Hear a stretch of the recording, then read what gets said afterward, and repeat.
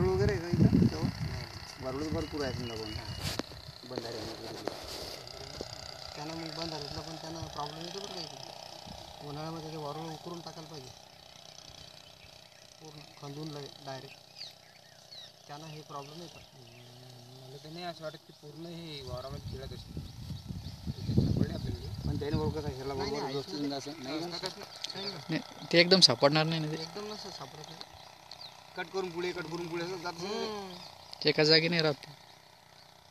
आता ते किडीचं कसं असतं अळीचं रात्री अटॅक करतात. दिवस आपली हालचाल असते ना. बैल असते काही असते शेतामध्ये आपण असतो.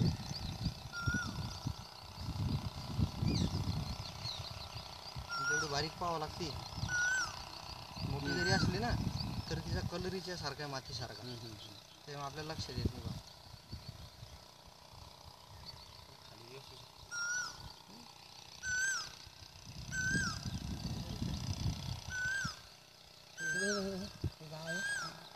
ते पा हां हां हां पाहू दे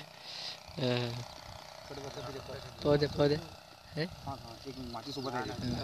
अरे वा. तुम्ही म्हणले की नाही इथं कशाचे इथं थोडी असणार पण ते आहेच. तिचाच प्रादुर्भाव आहे. आणि दरवर्षी तुमचं जे आहे ना वेल्डिंग होते तुरीचं त्याला कारणीभूत हीच आहे माऊली. दुसरं कोणीच नाही.